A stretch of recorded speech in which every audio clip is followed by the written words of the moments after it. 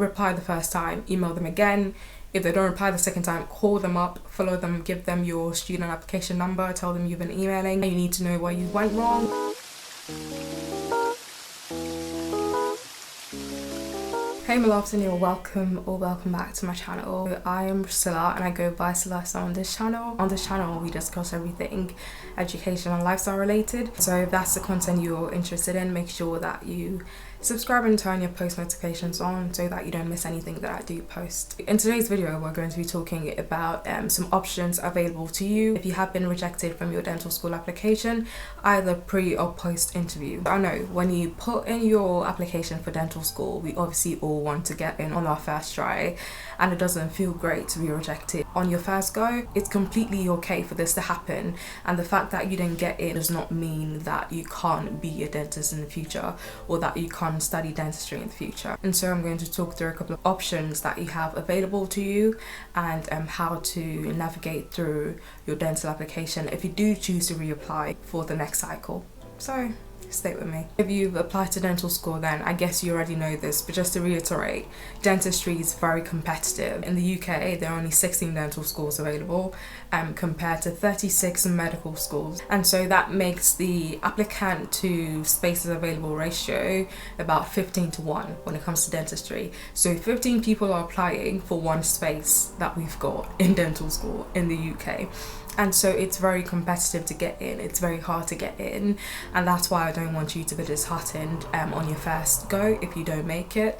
All this means is that you won't be going to dental school this year. It does not mean that you'll never be a dentist or that you're not good enough to become a dentist or that you're not good enough to study dentistry. So I don't want you to go down the loophole of like feeling like you're not enough or like you're not good enough, like you're not smart enough to get into dental school. You not getting in the first time does not mean that in any way, shape or form. So let's just get that clear. And the first thing I want you to do is to go through some acceptance, is to just understand, like I've said before, and to take it for what it is on face value. Don't try deepen it. Don't try thinking any deeper into it than it actually is. It's completely normal to feel a bit disheartened. That's just human. It should not deter you from wanting to pursue dentistry if that's what you really want. When it comes to dentistry as a career in itself, there's so many points where you'll fail as a dentist.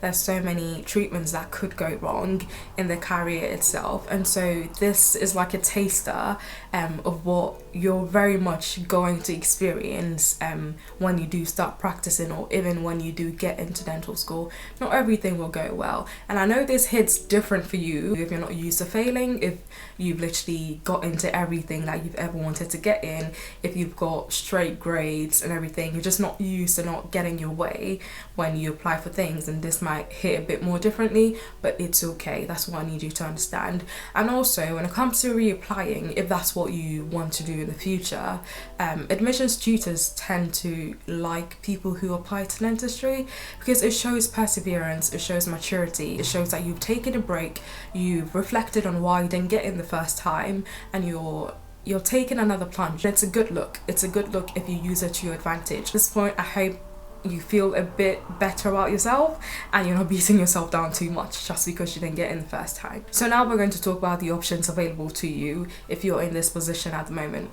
So the first thing obviously is when you're applying to UK dentistry through UCAS, you've got 5 options. When it comes to dentistry and medicine, and most people tend to apply to 4 dental and medical schools and 1 other thing that they don't mind studying. So the first option, which is quite easy to take, is to go and study that last option. So for some people it might be something like biomed, pharmacy, something like that. If you're not too keen on going to dental school anyway, then you might not mind going for that last option that you have. And so if that's you, then that's fine. And with that option comes 2 different outcomes or 2 different results. So you could study something and completely change your career prospect. So let's say you study pharmacy and you're happy studying pharmacy. You can just go and study pharmacy for 4 years and become a pharmacist. So in that case, you've completely diverted your course from dentistry to pharmacy. Or you could study something like biochem or biomed and go into graduate dentistry after that.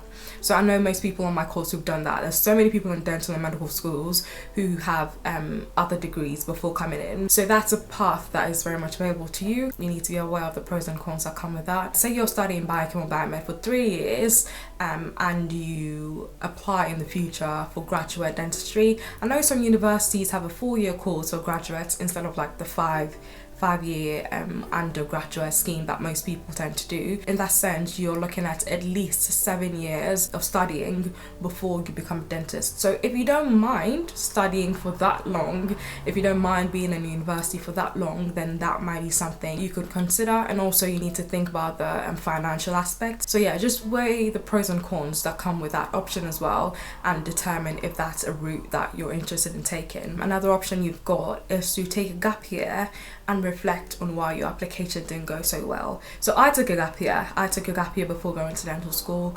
I worked during my gap year. You can take a gap year, you can go traveling. If you've already achieved the grades that you need, then obviously you have no exams to do. All you have to do is to reapply and get in.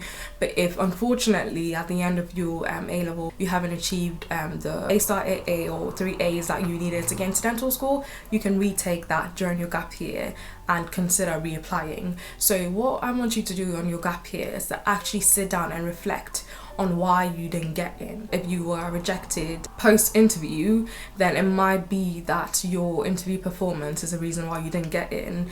If you are rejected pre-interview, then things like your UCAT, your personal statement, your predicted grades, things like that could be the reason why you didn't get in. So I need you to sit down during that gap year and actually break down the reasons why you believe you didn't get into dental school the first time and how you plan on improving whatever it is that applies to you at that stage. If you were rejected post-interview, after every interview that you visit, make sure that you make a Word document of all the questions you were asked.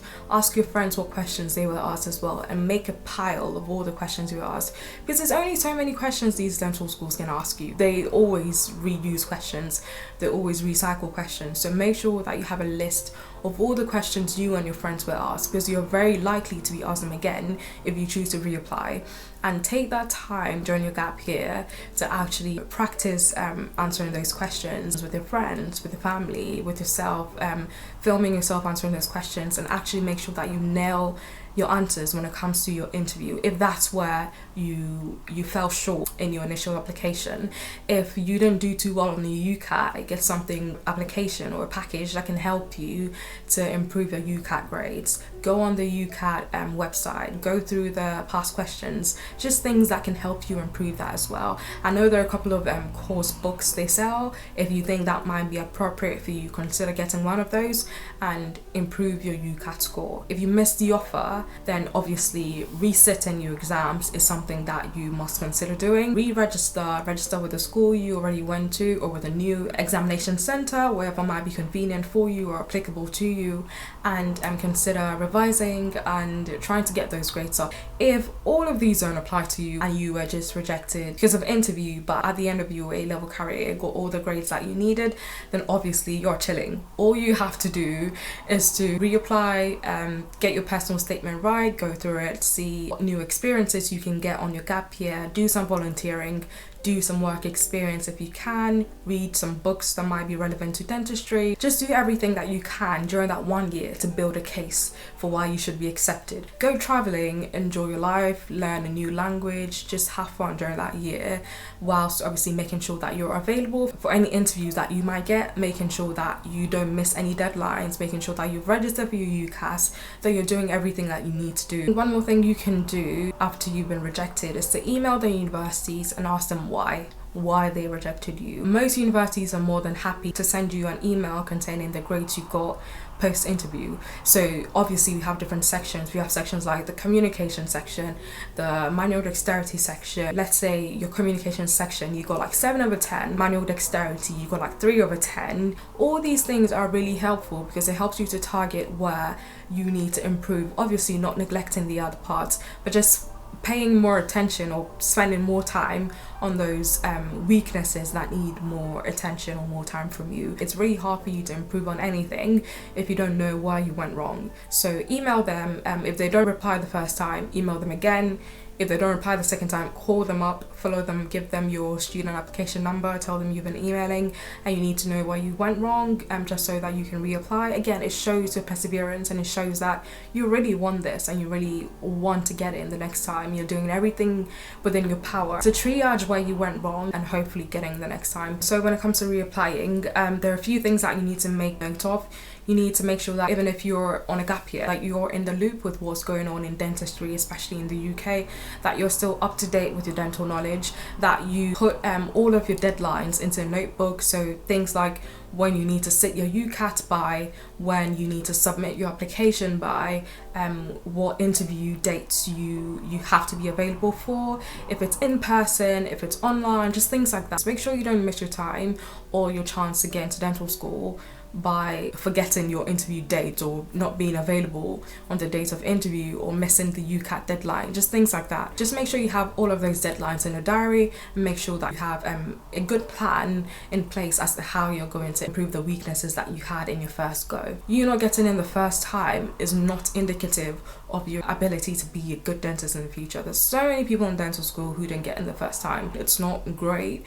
The moment you get all those 4 emails telling you you've been rejected from every single school you applied to, but in the long term, you can turn it around and make it work in your favor. I hope these tips are helpful. I hope that you can find one of these applicable to you. Take some time. If you're not sure what to do, look, you can't go wrong with a gap year. I know there are pros and cons that come with that, but if you can afford to take a gap year, if you're confused at this moment and you don't want to make any rush decisions, then a gap year is a good way for you to take some time out of study, just recalibrate, think of what you really want for your future career. Is it that you want to pursue something else? Is it that you want to pursue something else forever, or you just want to pursue something else in the interim, so something like biochem and come back and apply to graduate dentistry in the future? Or do you just want to take a step back and actually reapply to dental school, not doing anything else, just reapplying straight into dental school and hopefully you get in the second time? So yeah, all the best in whatever decision you choose to make. I hope that it works in your favor and that it's something that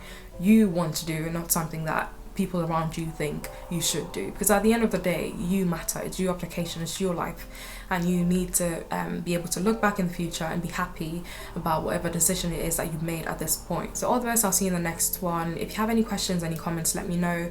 More than happy to reach out and answer them. And yeah, good luck, take care, and see you later.